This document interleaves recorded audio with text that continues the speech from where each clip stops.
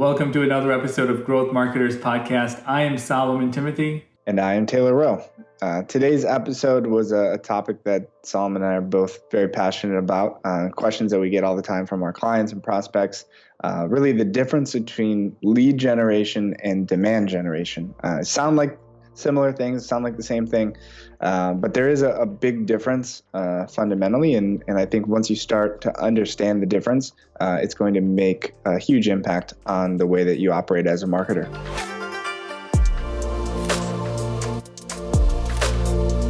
All right, Solomon.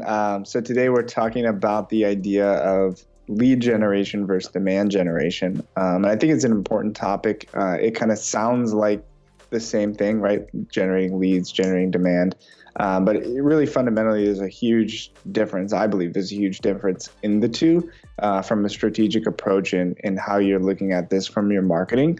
And so I wanted to kind of just jump into how we believe and feel about that as an organization and what we can do to actually implement this, right? If you're listening to this and you want to start making the shift from lead generation to demand generation, or really which one you should focus on as an organization. So what do you think, Solomon, in terms of the difference between the two? How would you define that? Yeah, so I think it's very confusing if you are new to it, right? Just demand generation, you would almost ignore it. Like, I don't think I need that. I need leads. My organization just need more leads. If you can just give me more leads, I'll be very happy, right?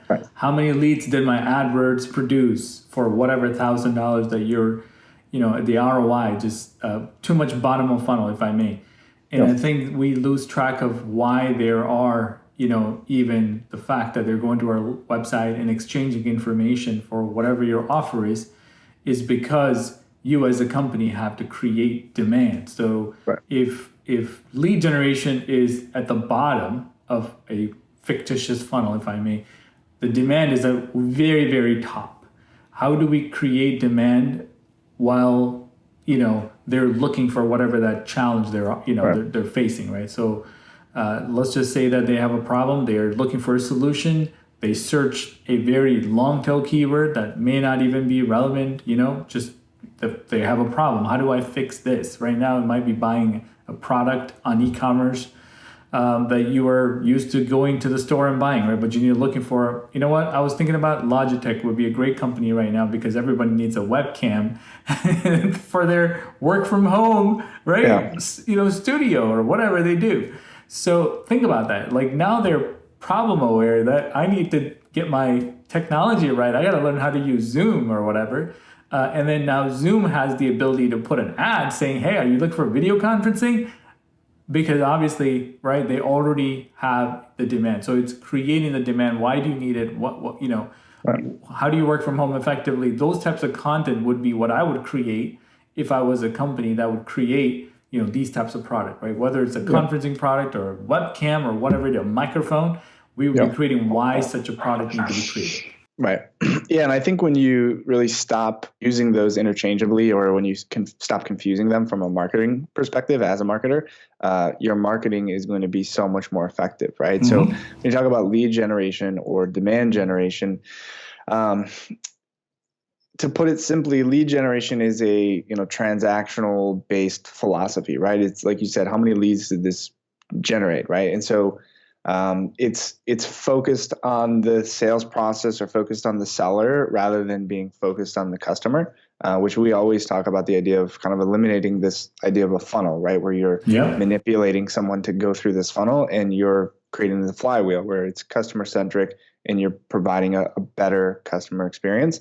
That's the shift that you need to make. And then every marketing decision that you make needs to be backed by that same philosophy. Yep. If you do that, then you'll be focusing on demand generation because, as you mentioned, the focus will be, how do I create the most valuable content? And then essentially, how do I give it away for free? How do I get it in front of the most people who are going to benefit the most from it?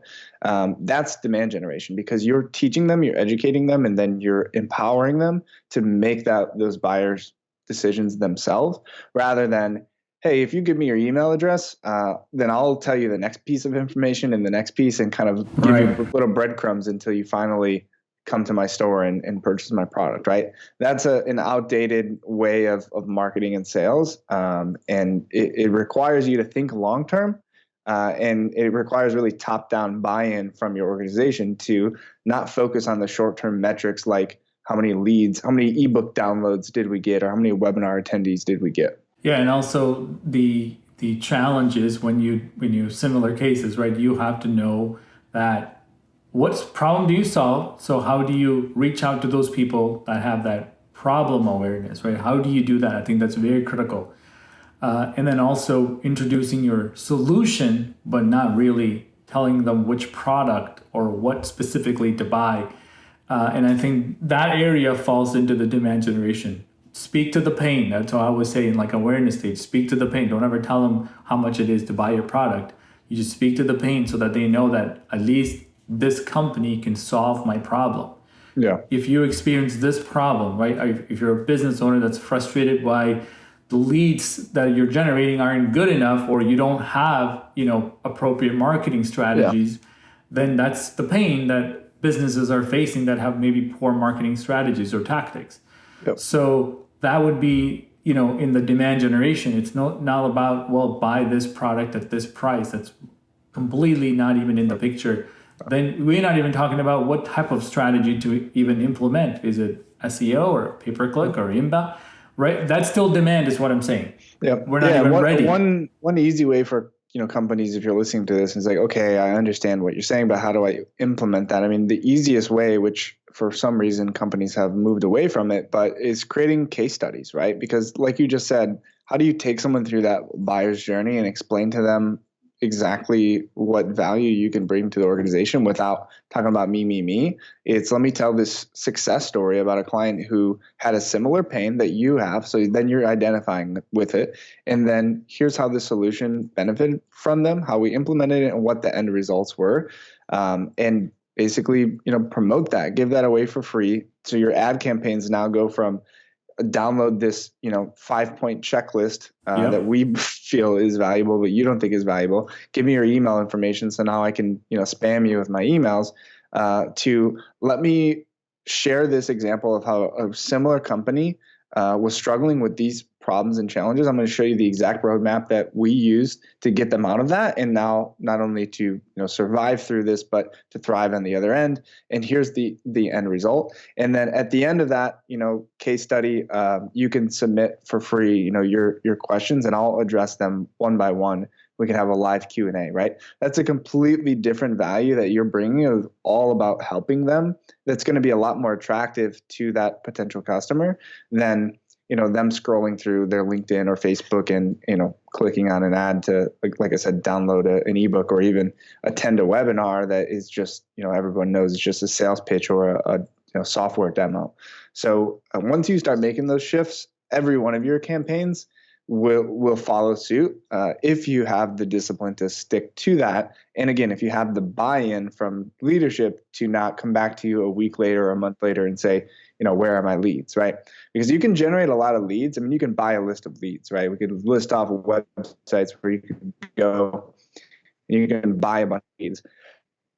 Are those really leads? Are you really going to sell anything? Like, what are the closing rates on that? And is your sales team even following up with everyone who even downloaded an ebook? Or would you rather educate the masses on your process and the value of using you, and then let the potential customers self-qualify and raise their hand when they've already made the decision that they want to work with you?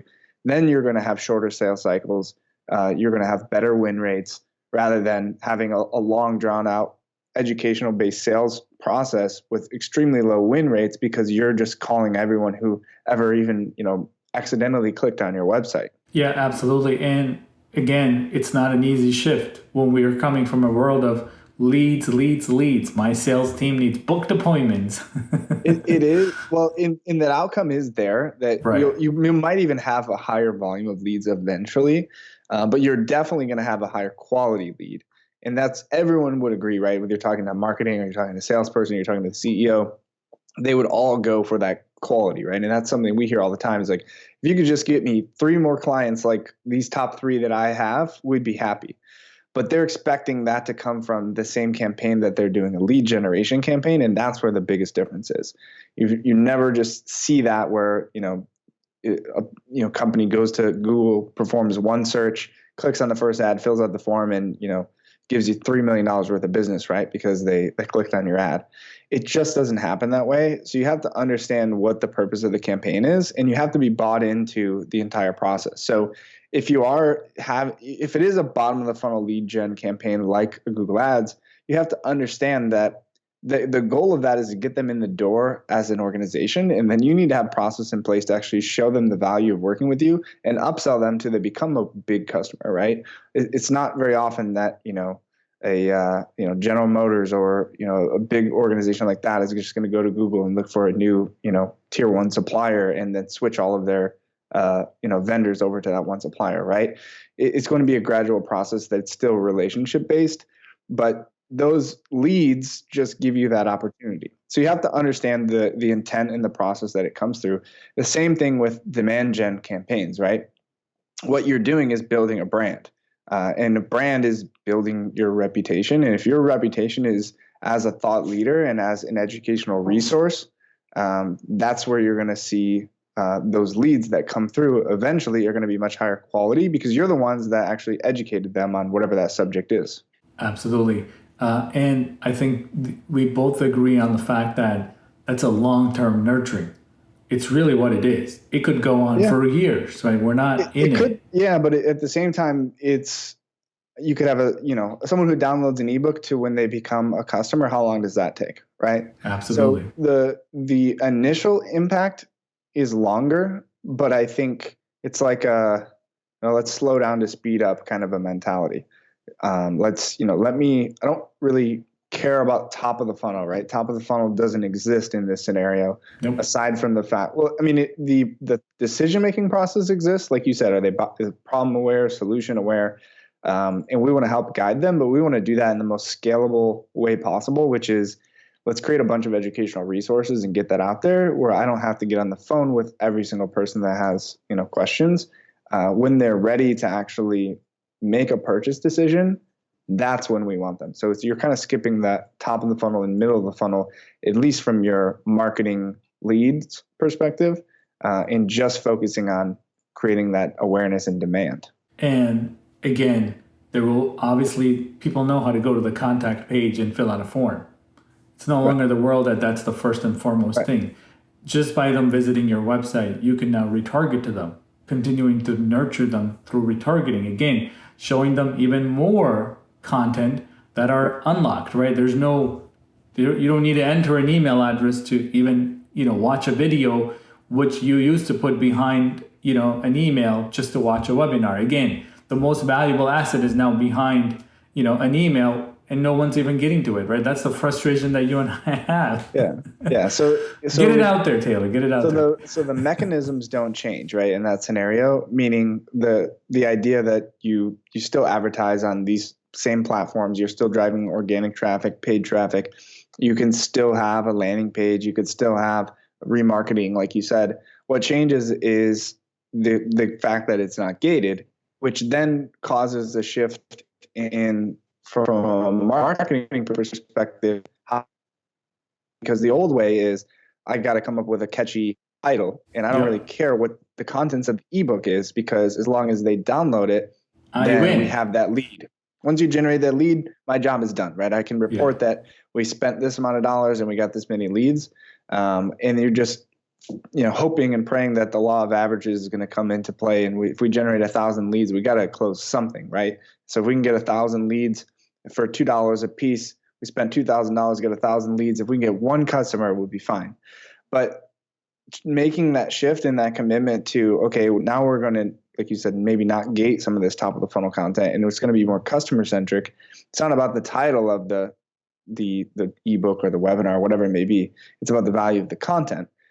And the value of that content is going to, even if only 5 or 10 people see that, if they're the right people and it's valuable to them, it's so much more important than them just, maybe accidentally, downloading an ebook. They don't even remember that they, filled out that form. So it's about, again, building that brand based on that customer centric model. And you know what the biggest challenge is going to be for all of us who have a lot of ebooks and a lot of checklists is that there's going to be a brand in your industry that's going to make it available without any logins. Well, that's the thing is, and I think that's probably what was the catalyst for this shift was that I mean, we talk about all the time, someone's always willing to do it cheaper, right? If it's a service that you're in, right? Someone's always going to be willing to do it cheaper. And the same thing happens on the internet is someone's always willing to give that information away for free. So if not you, it's going to be someone else. And so you might as well just be known as that person who answers every single question and is transparent as possible, right? And that's, the idea Best. that kind of started this whole Yeah. inbound marketing is like, hey, people are going to Google, the search engines, to find solutions to their problems, to find answers to their questions. Let's not try and trick them and say, well, I can help you, but you have to fill out this form first. Let's give them every bit of information that we know and tell them who we are and who we can help and how we can help.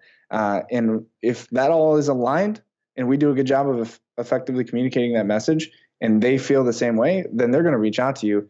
And the sales process from there is a lot easier because they've already admitted that, hey, I have this problem. Looks like you can solve it. I look through all of your information and I understand the budget. I understand your process. I'm ready to start a conversation. And I understand this is not an easy shift. Where do you start? What can a small business, medium-sized business, B2B, SaaS, whoever it might be? Mm-hmm.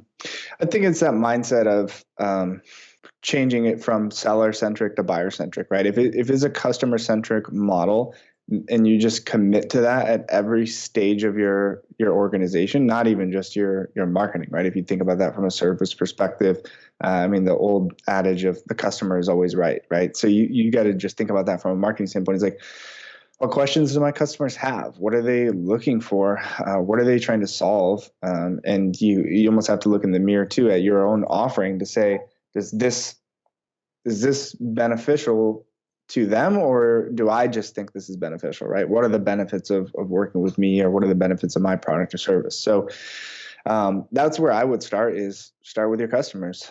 Start with your best customers. Ask them, why they work with you, what they like about working with you, or what they like about your product or service. Talk to your salespeople, kind of understand what questions people may have. Why do they buy or why don't they buy? And a lot of times you can learn more from the people who don't buy than the people who do buy, and start there. And then start rewriting your messaging, your websites, your social strategy, whatever that may be, to answer those questions. And you're going to see a lot of benefit from doing that way. And then the other thing is that I would personally do, again, it requires buy-in from the top down, but I would remove as much of the gated Friction. content as you can, and just give away as much of that top of the funnel information, obviously to whatever extent is possible based on your exact business model. Yeah, and also making even more valuable content, right? Rather than just having a PDF that you can hand over, you should create a livable worksheet that they can actually enter in and work with your content. Eventually, when they're ready to make the decision, who do you think they're going to go to? The workbook, right? The company that provided me every step of my way in creating, this decision. So I think there was a long time ago, if you ever watched like a plumber telling you how to do it, you want to just call that guy and say, look, man, I think you know how to do this. Yep. I think you're way better than Yep. me trying to figure out how to do it. You automatically become the thought leader. All you need to do is teach. Right. Yeah, because if you're whatever your job is, your industry, if it's really that easy that someone could watch a video and learn how to do it themselves, then I think your value proposition is not that great in the first place, right? Like you said, the desired outcome a lot of times is, okay, I'm going to learn how to do this. Now I'm bought into this outcome, and I realize that it's a lot more complicated than I thought. And so, by the way, when they do become a customer, they're going to value your service so much more because they've thought about it and maybe even tried to do it on their own. Absolutely. And with, I guess, making changes, this is going to require changes across the whole entire website, because all of us are used to putting a form everywhere we can.